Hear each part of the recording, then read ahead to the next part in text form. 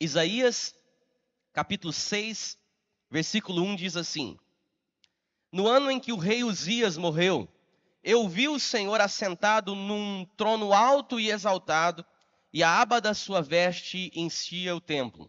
Acima dele estavam os serafins, cada um deles tinha 6 asas, com 2 cobriam o rosto, com 2 cobriam os pés e com 2 voavam.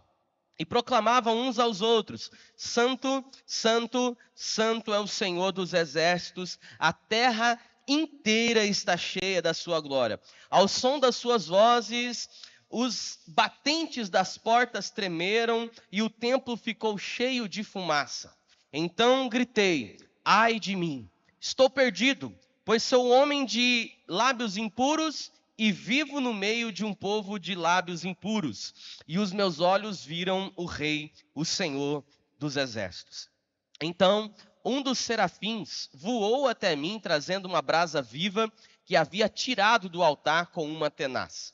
Com ela tocou a minha boca e disse: Veja, isto tocou os seus lábios, por isto a sua culpa será removida e o seu pecado será perdoado. Então ouvi a voz do Senhor conclamando: Quem enviarei? Quem irá por nós? E eu respondi: Eis-me aqui, envia-me. Ele disse: Vá e diga a este povo: estejam sempre ouvindo, mas nunca entendam. Estejam sempre vendo e jamais percebam. Torne insensível o coração desse povo, torne surdos os ouvidos dele e feche os olhos, que eles não vejam com os olhos, não ouçam com os ouvidos e não entendam com o coração, para que não se convertam e sejam curados. Então eu perguntei: Até quando, Senhor?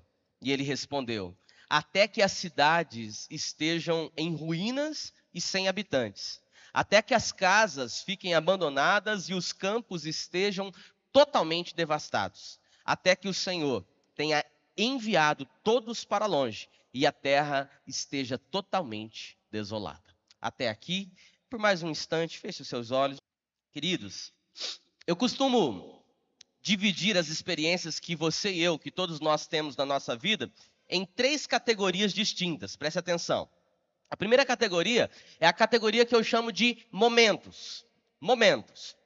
As nossas experiências podem ser classificadas em momentos. O que seria isso? Momento é uma experiência sem muita importância. São os momentos. Momento onde a experiência passa e não deixa muitos registros na nossa memória. Momento é aquela experiência sem profundidade. Momento é aquela experiência sem muito significado. Momento à tarde, quando você está simplesmente ali assistindo um programa de televisão que você nem gosta tanto, nem liga muito, nem tem muito interesse. Isso é um momento. O momento no trabalho, onde você está esperando um cliente chegar para você atender e ele ainda não chegou. Isso é um momento. O momento onde você está na escola, onde você está vendo o professor falar e não está prestando muita atenção no que ele está falando. Um momento. Momentos. Momentos passam, momentos vêm e vão, momentos são experiências mais efêmeras da nossa vida, momentos não deixam assim tantas marcas. Por isso que nós não podemos aceitar aquela propaganda enganosa que diz que a vida é feita de momentos. Já ouviu falar isso? A vida não é feita de momentos, irmãos. A vida não é feita de momentos. Por quê? Porque os momentos apenas mostram pra gente que a vida está passando, que o nosso tempo aqui é curto, e nós precisamos identificar que a vida está assim passando. Mas a vida não é feita de momentos, porque os momentos não deixam marcas. Os momentos vêm, vão, passam e não trazem em si muitos significados, não glorifica muito a vida de uma pessoa, são apenas momentos. Mas aí vem a segunda categoria das nossas experiências, que é a categoria que eu chamo de acontecimentos. Que são acontecimentos? Os acontecimentos são momentos que de alguma maneira se tornam especiais. São acontecimentos, aqueles momentos que por alguma razão deixam marcas nas nossas vidas. Esses são acontecimentos. É um acontecimento, por exemplo, uma festa que você se alegrou tanto nela, você desejou tanto estar nela e esteve passando um momento tão profundo de alegria que deixou lembranças boas no seu coração. Os anos se passam e você se lembra daquela ocasião. Foi tão bom. Acontecimento. É um acontecimento, por exemplo, aquela viagem de férias tão sonhada, você planejou, economizou, parcelou em 18 vezes no boleto e foi. E foram dias inesquecíveis para a sua vida, deixou marcas, deixou um momento especial na sua vida, marcado na sua memória, um acontecimento. É um acontecimento, uma promoção no emprego, por exemplo. É um acontecimento, um dinheiro que você recebe sem que você estava assim, imaginando que ia entrar esse dinheiro na tua conta e entrou bem no momento em que você estava passando por um aperto financeiro. É um acontecimento. É um acontecimento você se formar num curso, na escola, se formar na faculdade. É um acontecimento. Por quê? São momentos que trazem em si uma carga de significado para a sua vida. É um acontecimento onde você se lembra. E se lembra com carinho, se lembra com ternura, se lembra talvez até com paixão. Isso não é um momento, isso é um acontecimento. Só que acontecimentos também podem ser dolorosos. E mesmo sim acontecerem. Eles são lembrados, são registrados na nossa memória e por mais que doam, trazem algum significado. São acontecimentos. Mas há uma terceira categoria das experiências da nossa vida que eu quero encaixar aqui com vocês. A terceira categoria das experiências da nossa vida, eu quero chamar de evento. Evento. Primeiro, momento. Segundo, acontecimento. E terceiro, evento. O que é o evento? O evento é a experiência que marca a memória. Evento é a experiência que marca o coração e que transforma a nossa vida. Isso é um evento. O evento é aquilo que quando acontece não fica só cravado, nos leva a experimentar mudança.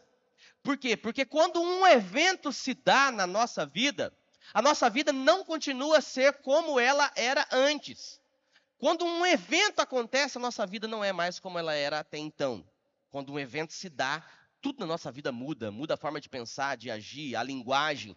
Um evento muda a história da humanidade. Como, por exemplo, o evento onde Martinho Lutero afixou as 95 teses na porta da Catedral de Wittenberg. Isso aconteceu em 1517, 31 de outubro de 1517, e mudou a história da igreja. A igreja cristã passou a ser uma antes e depois daquelas 95 teses. Esse acontecimento inaugurou o que nós chamamos e conhecemos como Reforma Protestante. Isso foi um evento, porque mudou o jeito da igreja viver, mudou o jeito de pensar, até a linguagem das pessoas mudou. O evento é uma experiência que vale. Um evento, por exemplo, é o nascimento de um filho, que muda a história de uma família para sempre. Para sempre. Né? Esses dias eu brinquei com um colega na escola lá, que perguntou para mim, e aí, tá dormindo? No caso que a Zoe nasceu, né? Tá dormindo? Menos do que eu gostaria. Menos do que eu gostaria. Não, mas fique tranquilo que eles crescem. Eu falei, mas cresce, daí a gente deixa de dormir preocupado com outras coisas, né? Depois que nasce, você não para de preocupar com o filho, você para de preocupar com a Isa, Marcela? Essa flor, essa doce princesa, isso não dá trabalho nenhum. A gente não deixa. Por quê? O nascimento de um filho é um evento que mexe com a nossa estrutura. Um casamento é um evento. Porque a nossa vida se transforma depois do casamento. Se transforma. Eu hoje cheguei num momento que eu não consigo imaginar como era a minha vida antes de me casar. Não consigo lembrar. Eu devia ser muito infeliz, porque as coisas ruins geralmente a gente apaga na cabeça, né? Ganhei uns pontinhos, será? Espero que sim, né? Quando você casa, é um evento, porque aquilo muda a sua vida. Quando a vida toda ganha uma nova dimensão, é porque você está frente a frente com um grande evento. E a pergunta que eu quero fazer para você nessa hora, e é por isso que eu conduzi você até aqui nesse pensamento, a pergunta que eu quero fazer para você é: que tipo de experiência a entrada de Jesus na sua vida gerou? Que tipo de experiência na sua vida Jesus trouxe? Um momento, um acontecimento ou um evento? Essa é a pergunta. Que tipo de experiência é o dia em que Jesus encontrou com você? Que tipo de experiência você teve quando teve um encontro com Deus face a face? O projeto de vida que eu tenho que ter no meu coração e que você tem que ter no teu coração é que cada momento que nós vivemos na presença de Deus, na família de Deus, com o Senhor Jesus, ganha dimensões de evento na nossa história, porque elas têm que mudar a nossa estrutura, a nossa mente, o nosso coração, tudo tem que ser diferente quando a gente encontra com Jesus. Esse evento deve marcar a nossa vida, porque não é possível se ajoelhar diante de Deus e levantar da mesma forma. Levantar igual, não dá. Isso é um grande evento. Só que o grande problema é que a igreja de hoje, infelizmente, a igreja de hoje, ela está perdendo a sua capacidade de viver o seu tempo com Deus como sendo um evento. Para muitos, o tempo com Deus é apenas um acontecimento. Tanto faz como tanto fez. Se eu ter e não ter, tanto faz. Se eu vir ou não vir, tanto faz. Se eu tiver com dor de cabeça, não vai rolar. A igreja está perdendo essa capacidade de viver o seu tempo com Deus como sendo um evento. E limita apenas como sendo um acontecimento. Eu vou porque minha mãe me leva. Quando eu era criança, lá no Rio Grande do Sul, vovó levava na igreja, na missa de manhã, eu vou. É um acontecimento. Ou aquele retiro, aquele encontro de casais, aquele culto, você traz na tua memória, mas não mexeu com você a ponto de transformar a sua vida. A gente está deixando o nosso encontro com Deus virar momento. A gente está deixando o nosso encontro com Jesus virar apenas um acontecimento. Que passa, que fica esquecido. Às vezes a gente até assume algum compromisso ou outro, mas logo na sequência, no final, na pizza, durante o jantar, já esquecemos tudo. Quantas vezes no caminho de volta para casa a gente desfala tudo aquilo que Deus falou conosco na hora do culto. É um acontecimento. Não mexe com a gente. Irmãos, pelo amor de Deus, o culto não pode ser um momento, meu irmão, não. O culto não pode ser apenas um acontecimento, mas ele tem que ser um evento que transforme a nossa vida radicalmente, em nome de Jesus. O nosso encontro com Deus, quando o Espírito Santo toca no nosso coração, isso tem que ser um evento que muda a nossa vida. Não dá para ficar indiferente com o agir de Deus na nossa história. Não dá, não dá.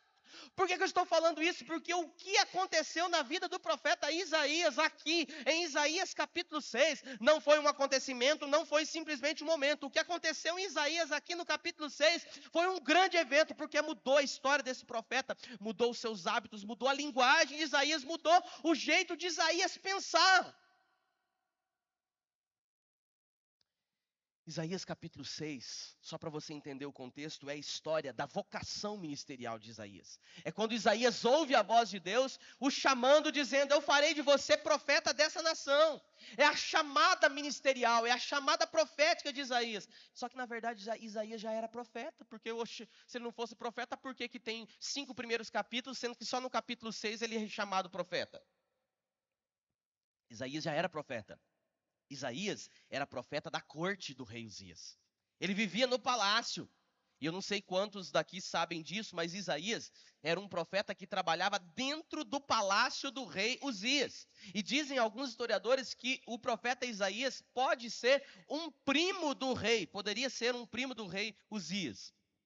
E aí, por que eu estou dizendo isso? Porque aí muda totalmente a nossa percepção quando nós vemos o texto dizer, no versículo 1, no ano da morte do rei Uzias. Você sabe o significado desse trecho na vida do profeta Isaías? No ano em que morreu o rei Uzias. Significa que toda a estabilidade, toda a segurança de Isaías estava desmoronando. Tudo aquilo que Isaías tinha como certo na sua vida, de repente está virando um transtorno. Por quê? Porque no ano em que morreu o rei Uzias, Isaías não podia mais se apegar à sua função de profeta. Ele não poderia mais se apegar ao seu posto, ao seu cargo. As coisas estão mudando na vida de Isaías. Significa que o que ele era não vai mais ser como ele era. Uzias estava saindo de cena, o rei. Isso mexeria diretamente com a vida do profeta Isaías.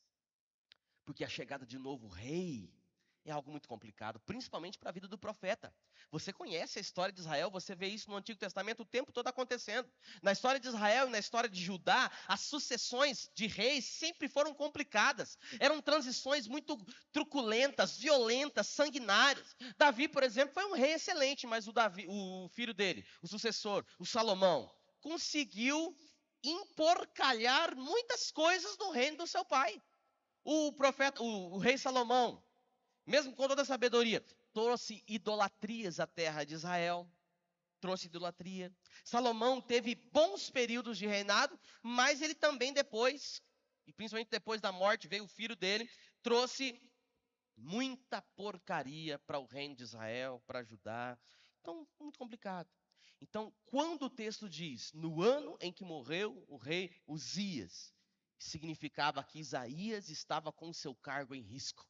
Isaías estava com seu cargo em risco e às vezes até com a sua cabeça a prêmio, porque você leu no Antigo Testamento a história aonde quando um rei era preso ou um rei era morto e um novo rei vinha, ele mandava matar todos da sua corte, porque não queria ficar com ninguém que fosse da antiga corte. Então a cabeça do profeta também estava a prêmio.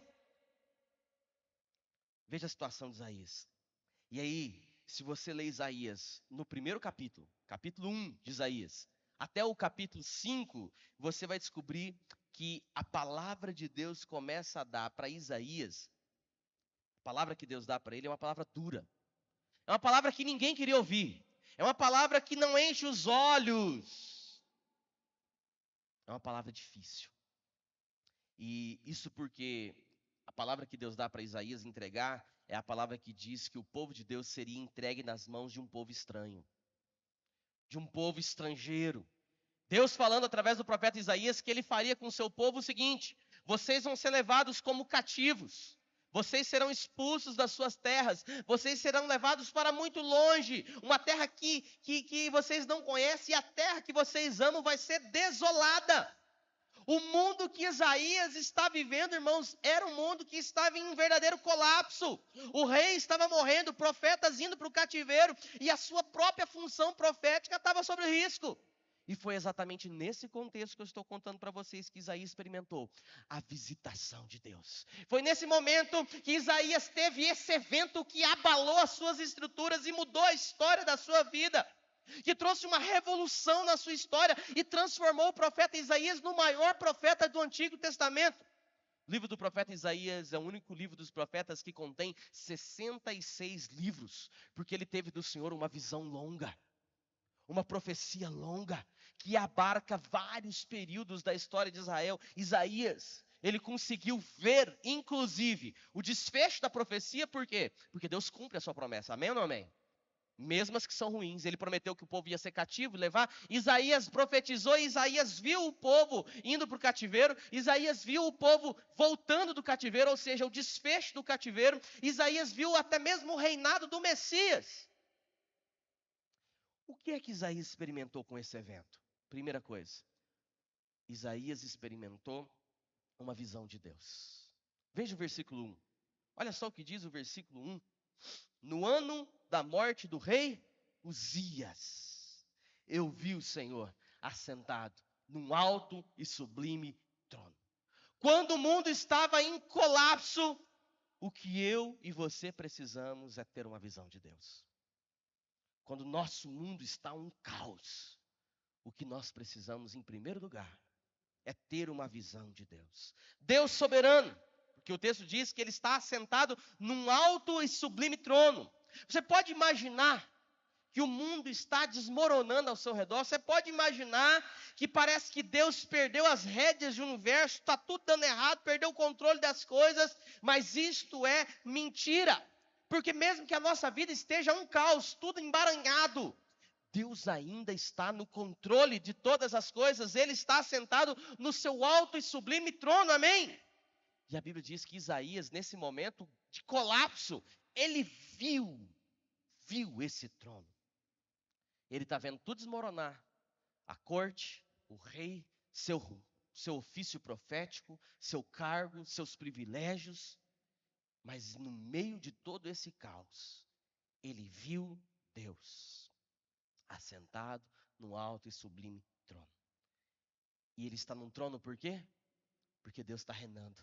As coisas não saíram do seu controle, saíram do controle de Isaías, mas não saíram do controle do Deus que está sentado no seu trono, reinando. Amém ou amém? Na sua vida também é assim. Quando tudo escapa do seu controle, não significa que escapa do controle de Deus, porque ele jamais perde o controle. Ele está sentado no seu alto e sublime trono, governando o universo. Quando o meu mundo, quando o seu mundo, quando o nosso mundo desmoronar, você precisa ter uma visão de Deus. Você precisa enxergar esse Deus soberano e descobrir que Ele mesmo no meio do caos está cuidando de tudo. No momento da dor, da enfermidade, do luto, da fraqueza, Deus está sentado no alto e sublime trono. É apenas uma vírgula na sua história, não é um ponto final. Então guarde o seu coração, porque Deus, o Deus soberano, está cuidando. A visão de Isaías é uma visão da majestade de Deus, mas também uma visão de tranquilidade. Por quê? Porque Deus está reinando, mas Ele está reinando assentado. Por que que Ele está reinando assentado? Porque Ele sabe exatamente o que Ele está fazendo. Exatamente. Então não é um reinado com medo. Deus não está reinando com medo. Ele está sentado no seu alto e sublime trono, reinando. Porque Deus, além de ser um Deus soberano, santo, na visão de Isaías, o que os anjos cantavam? Qual era o canto da boca dos anjos? Está com a sua Bíblia aberta aí? Santo, santo, santo é o Senhor dos exércitos. Toda a terra está cheia da sua glória. Por quê? Porque tudo que Isaías consegue ver é mudança. Tudo que Isaías consegue ver com seus olhos é tragédia, é caos. Mas os anjos que não olham para a circunstância, olham apenas para a santidade de Deus, percebem que a terra não está cheia de confusão, não. A confusão está acontecendo na vida do profeta Isaías. Mas quando os anjos olham para a terra, eles veem a terra cheia da glória do Senhor. Ou seja, é uma visão de fé. E é isso que eu e você precisamos muitas vezes, ter essa visão de fé. Quando nós estamos enfrentando momentos difíceis, nós só conseguimos ver a dor, o caos, o problema, a reviravolta, a complexidade das coisas. Mas nós precisamos ter uma visão de fé. Embora o meu mundo, naquele momento, esteja de cabeça para baixo, a minha vida não está cheia de caos. A minha vida está cheia da glória de Deus. O mundo está cheio da glória de Deus. Isaías tem uma visão de anjos cantando. A terra não está cheia de bagunça, a terra está cheia da glória do Senhor. Mas o porquê? Santo, santo, santo, santo. Porque a provação, porque a tragédia, porque o cativeiro tinha a ver com o pecado que o povo estava vivendo. Deus ia permitir que o cativeiro, a fuga, a desolação da terra naqueles dias fosse acontecer por causa do pecado. O pecado precisa ser dissipado. Se purifica o ouro com fogo. Para o ouro ser purificado tem que ser com fogo. Aquilo ia acontecer porque Deus não estava contente com o pecado. O mundo estava distante dele. Por quê? Esse é um problema tão sério para Deus. Por que pecado é tão sério para Deus? Porque Ele é santo. Não dá para ser meio santo. Deus é santo. Você e eu não somos santos. Nós estamos em processo de santidade. Quando o apóstolo Pedro vai dizer que vós sois geração santa, povo escolhido, sacerdócio real, ele quer dizer que nós estamos no processo de santidade. Todos os dias nós procuramos ser mais santos. Mas santidade é um estado. E somente Deus é santo. E é porque Deus é santo que às vezes a minha vida e a sua vida se desestabiliza, para que nós possamos reconhecer a santidade de Deus e voltar para o caminho que a gente sabe que não deveria ter saído. Por isso que às vezes isso acontece. Deus é santo, irmãos. E para nos levar de volta para a sua presença, Ele faz o que Ele quiser, inclusive quebrantar o teu coração, muitas vezes desestabilizando a sua vida. Para que tudo culmine em você e eu mais perto dEle. Ele é santo. Para que Ele nos cure, para que Ele nos liberte, para que Ele nos restaure, para que Ele nos transforme. Tudo isso para isso. A minha oração é para que o Senhor me desestabilize. Me desestabilize, Senhor mesmo, para que eu possa chegar mais perto de Ti. gente está tão acostumado com tanto conforto, comodidade, a gente faz a nossa vida uma busca incessante dessas coisas. E não tem pecado nenhum nisso. O problema é quando a nossa vida se torna apenas isso. Talvez a gente devesse orar como Isaías, desestabiliza mesmo, Senhor, para que eu esteja mais perto de Ti. Agora, juízo, viu, irmão? Juízo. Juízo. Não fique esperando o sofrimento chegar para você se quebrantar, não. Quebranta logo o seu coração agora, vai facilitar muitas coisas. Vai facilitar as coisas, tá?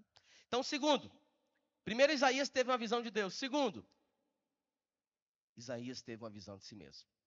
Isaías tem uma visão de si mesmo. Quando ele tem essa visão dos anjos cantando, dizendo santo, santo, santo, o que Isaías diz? Ai de mim, estou perdido. Ou talvez na versão da sua Bíblia aí, ai de mim que estou perecendo. Por quê? Porque toda visão de Deus tem que desencadear imediatamente numa visão acerca de nós mesmos. Quem nós somos diante de um Deus reinando, soberano e santo, irmãos? Nós somos meros pecadores. Diante de Deus não é possível que eu e você nos sintamos bem. Sintamos bem, não é possível que diante de Deus a gente se sinta bem. Não no sentido de bem-estar. Eu estou dizendo de sentir bem no sentido de bem com a vida. Bem conosco, bem, sabe, com a forma com que a gente anda. Não dá. Porque quando eu olho no espelho de Cristo, eu vejo quão longe eu estou de ser quem Ele gostaria que eu fosse. Crente acomodado, rapaz, é tudo menos crente. Crente que acha que já fez muito para o reino de Deus, não é crente, não. Não, a minha contribuição eu já fiz, pastor. Tem que deixar os mais jovens agora fazerem. Então, se você estivesse nesse nível, por que Deus não te levou igual Ele levou Enoque? Porque a Bíblia diz que Deus gostou tanto de Enoque que o levou para si. Você pode dizer que você é igual a Elias, foi ser transladado numa carruagem de fogo. Você não está nesse nível aí. Senão, já devia estar apontado pelo menos uma peninha de asa aí, né? Não tem. Não tem ou não? Não tem. Só Deus sabe o que está no teu coração agora, né? O pastor está demorando, a minha janta está esfriando. Pecador. Nós somos isso, irmãos. Diante de Deus, nós somos pecadores. Diante de Deus, nós deveríamos sentir que nós estamos morrendo. Diante de Deus, nós nos sentimos os mais sujos pecadores. De onde está tirando isso, pastor? Da Bíblia. O que Pedro sentiu diante da visão maravilhosa de Jesus? Ele diz o quê? Aparta-te de mim, Senhor, porque eu sou pecador. Daniel, quando teve a visão de anjos caindo a Bíblia diz que ele caiu no chão como morto. Daniel vê anjos, ele cai como morto. O que João, lá no livro de Apocalipse, na ilha de Patmos, quando ele recebe a visão de Deus, quando ele tem uma visão, a Bíblia diz que ele cai no chão como morto. O que pai de Sansão, o tal Manoá, quando ele teve uma visão de anjos, chegando na casa dele, ele disse para a mulher, mulher, nós vamos morrer, porque eu inadvertidamente vi o Senhor, nós vamos morrer, nós estamos perdidos. Essa é a sensação de pecadores quando se deparam de um Deus que é soberano e glorioso. Quando Deus começa a trabalhar na minha vida, na sua vida, nós nos sentimos mais quebrantados. Porque a gente vê o quão pecador a gente é, o quão falho a gente é. Você descobre que você precisa de ajuda imediatamente, que você precisa de socorro imediatamente. Aliás, essa é a chave para a gente vencer o pecado e vencer os desafios da vida. Perceber o quanto nós dependemos de Deus. Amém ou não amém? É isso que Deus está ensinando para Isaías. Isaías, a sua segurança não está no rei Uzias. Isaías, a sua segurança não está no seu ministério bem-sucedido. Isaías, a sua segurança não está na sua capacidade profética, a sua segurança está em mim, o meu reinado na sua vida. Isaías, tenha calma, porque eu estou tratando e vou tratar em você. E aí que um anjo vai, pega uma brasa com uma tenaz e toca nos lábios de Isaías. E diz, Isaías, o seu pecado está perdoado, a sua culpa será tirada.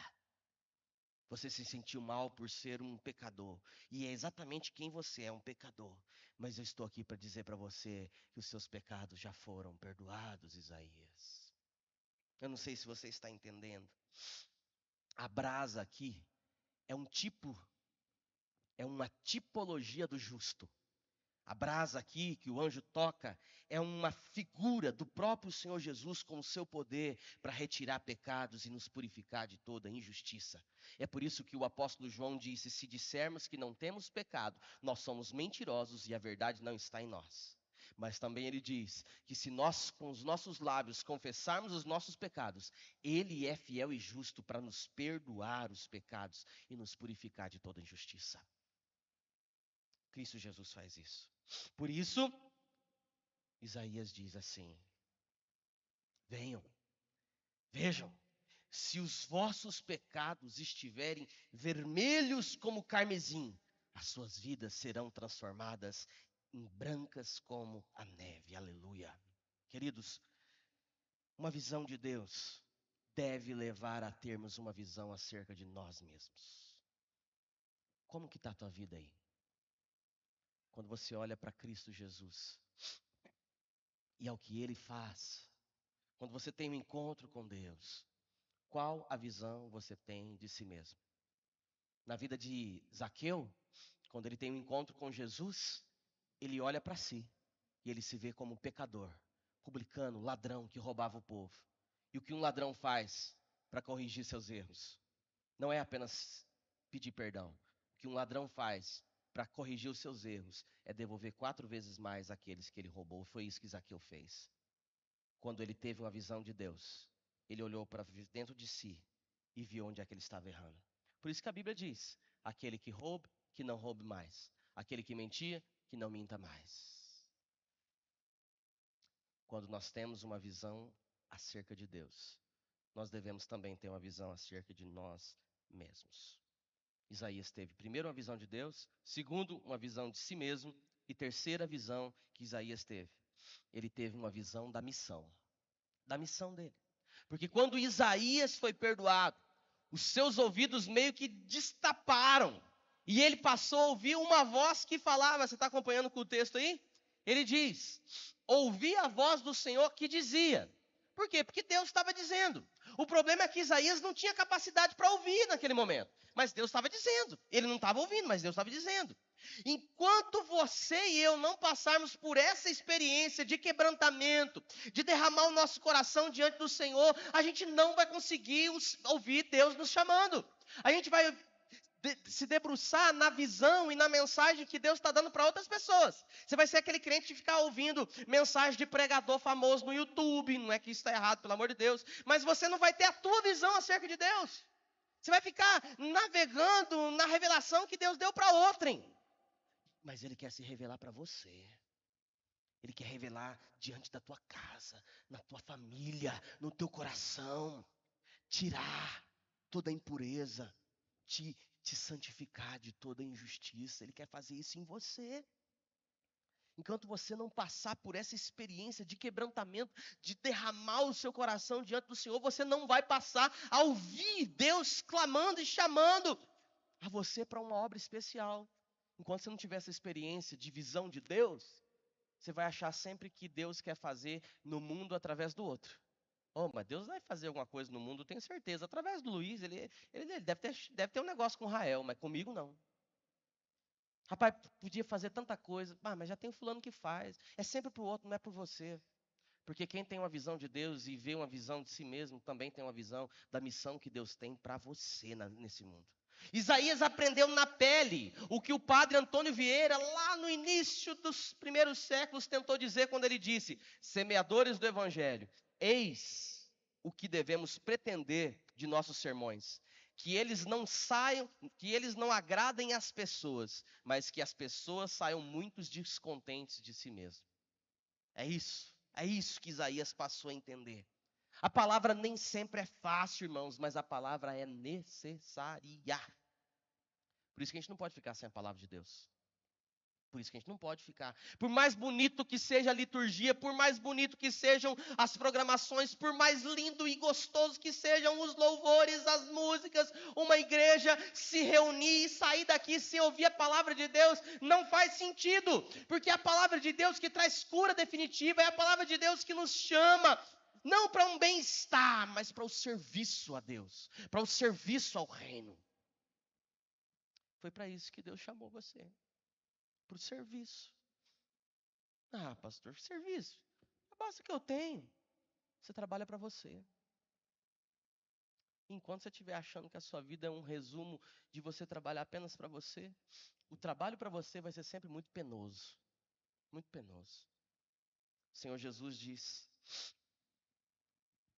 que eu não vim para ser servido, mas eu vim para servir e dar a minha vida em resgate de muitos.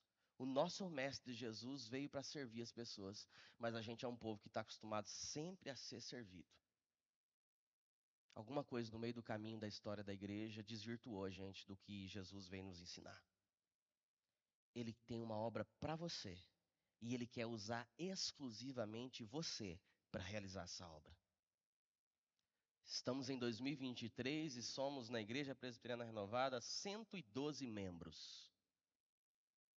Se cada um desses 112 membros caminharem no discipulado de Jesus, entendendo que Deus tem uma missão para cada um de nós e que Ele quer usar a sua vida do seu jeito, da sua maneira, com as suas experiências, usar a sua vida para abençoar a Primavera do Leste.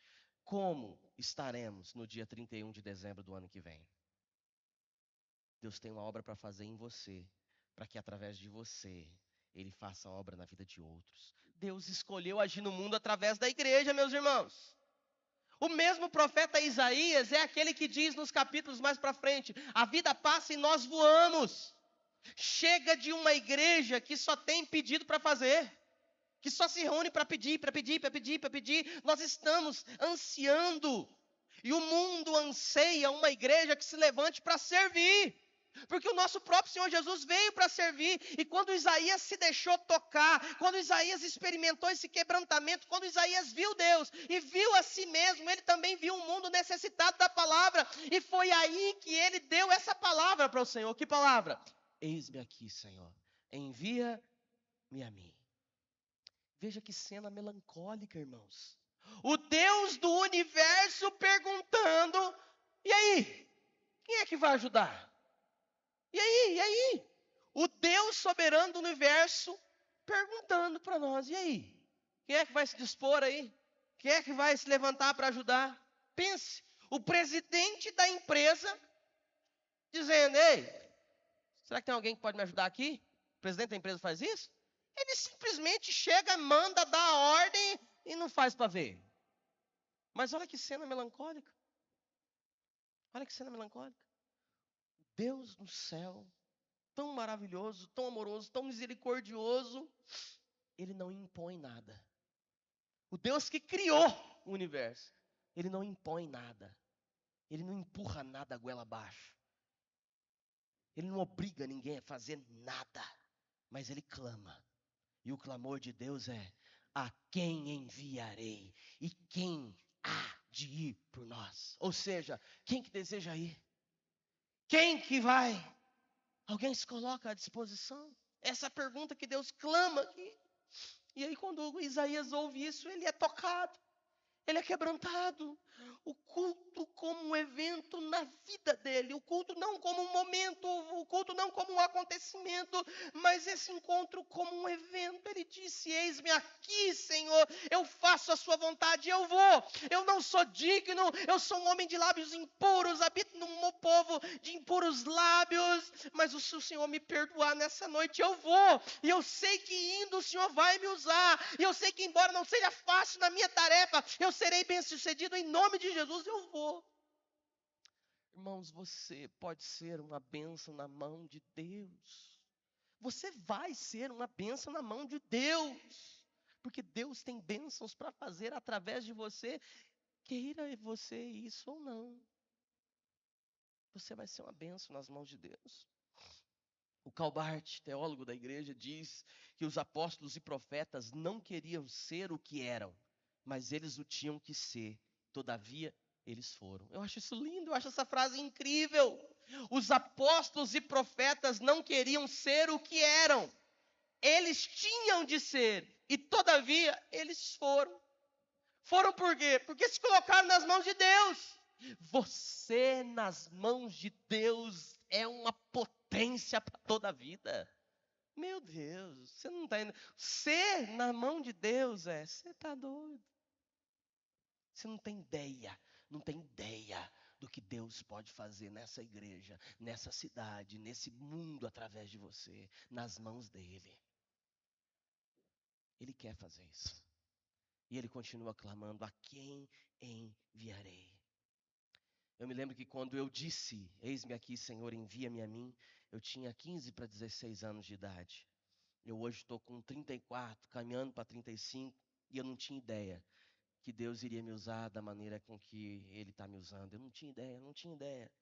Mas naquele tempo, com 15 para 16 anos, a minha oração, eu lembro como se fosse hoje, eu orava na igreja, eu orava em casa, no meu quarto, dizendo: Senhor, se o Senhor quiser me humilhar, o Senhor me humilhe, se o Senhor quiser me constranger, o Senhor me constranja, mas tudo que eu quero é te servir. Eu me lembro das orações mais profundas que eu dizia a Deus: Senhor, eu quero simplesmente que o Senhor use a minha vida, simplesmente eu quero que o Senhor me permita servir no seu reino, por mais que o meu ministério seja difícil, problemático, complicado, eu topo, desde que o Senhor vá na frente. E Deus só tem me dado bênçãos. Muitas lutas, muitas lutas. Por quê? Porque sem luta não há vitória. Não há vitória. Mas em cada uma dessas lutas, um testemunho de bênção de Deus. Eu acho que é isso que o C.S. Lewis queria dizer quando ele disse que não é a felicidade tranquila que glorifica o passado, mas a alegria momentânea. Ó, coisa linda! Não é a felicidade tranquila que glorifica o passado. Quando você olhar para trás da sua vida, não é aquela tarde no sofá, onde o telefone nem tocou, que faz o seu passado uma bênção. Embora aquele dia tenha sido uma bênção, não é? Ó, maravilha! Aquela tarde no sofá, que o telefone nem toca. Faz tempo que não acontece isso lá em casa, viu? Mas sabe aquela tarde tranquila? Pergunta para a esposa: você desligou o telefone? Não, desliguei não. Nossa, mas ninguém ligou. Como é que tá o WhatsApp? Não, tem nada não. Aquela tarde tranquila no sofá, de Netflix, de PS5, Alexandre. Não é essa tarde tranquila que glorifica a sua vida. Não. Embora esse dia seja muito bom, dia de pescaria, quem gosta de pescar aqui? Gosta de pescar? Ô, Samuel, dia de pescaria, Roberto? Bom demais, mas não é esse dia que glorifica o teu passado. Não, não é. Sabe que dia que glorifica o teu passado? O dia da alegria momentânea. O dia em que você precisou e Deus foi lá e te socorreu. O dia em que as coisas pareciam que iam estourar e Deus veio com graça. Usou alguém, usou um telefone, usou um aperto de mão, usou, sei lá, qualquer coisa, usou não sei o quê, mas ele foi lá e te socorreu. É esse dia que glorifica o teu passado, o dia em que as coisas pareciam que não ia ter jeito. Deus vai lá e faz um milagre. É esse testemunho que glorifica o teu, o meu, o nosso passado. Quando eu olho para trás, não é a felicidade tranquila que glorifica o meu passado, mas é aquela alegria pontual, momentânea, que quando eu me lembro eu digo: Deus fez um milagre naquele dia. Só pode ter sido Deus. É isso que glorifica o teu passado. Só no serviço de Deus que você tem alegrias para contar. Só. Porque no serviço do mundo, você busca o quê? A felicidade tranquila. Quando a gente está aí, sem entender Deus, reino de Deus, nós buscamos o quê? Só a felicidade tranquila. Na vida da inatividade. Por quê? Porque qualquer um que trabalha, ele trabalha para quê? Para um dia ele não ter mais que trabalhar. É ou não é? Muda um objetivozinho ali, outro, na lista de desejos tem uma alternância ali, outro lá. Mas todo mundo que trabalha para quê? Para um dia não ter que mais trabalhar. É ou não é? Mas no reino de Deus é diferente. O povo de Deus tem marcos de alegria no seu passado, porque ele se lembra que a alegria do Senhor é a nossa força. A gente trabalha um dia, não para um dia não ter que trabalhar mais, mas a gente trabalha para Deus porque a gente está atrás de uma felicidade em Deus. E a nossa felicidade é que Ele nos use. A mulher do fluxo de sangue, foi curada e saiu contando para todo mundo. Se tornou uma missionária. A mulher no poço de Jacó, a prostituta, quando teve um encontro com Jesus, o lugar que antes ela não queria estar, escondida, ia buscar água no horário mais quente para ninguém ver, para não ter que contar sobre a sua vida para ninguém. Quando ela teve um encontro com Jesus, ela vai imediatamente para aquela cidade e vai contar para todos aqueles homens o que Jesus falou sobre a vida dela. Quando nós temos uma visão de Deus e acerca de nós mesmos, nós nos despertamos para a missão que Ele tem. E Deus quer usar a sua vida. Você não tem ideia do que Ele é capaz e pode e vai fazer através de você. Vamos ficar em pé para a gente orar? Oh, irmãos, de verdade, que Deus abençoe a sua vida. O ano está findando, nós estamos caminhando para as 2 últimas semanas desse ano. Mas ainda dá tempo de Deus usar a sua vida. Deus tocar na sua vida. E através de você, inúmeras histórias de alegrias pontuais, de testemunhos, de alegrias momentâneas acontecerem. Lá no seu local de trabalho, lá na manutenção do hospital, lá na tua empresa, lá na fazenda, irmão Márcio, lá na fazenda. Testemunhos de vidas sendo tocadas pela tua vida. Deus nos toca para que, tocando em nós, nos desperte para a nossa missão. Amém? Vamos orar? Feche seus olhos.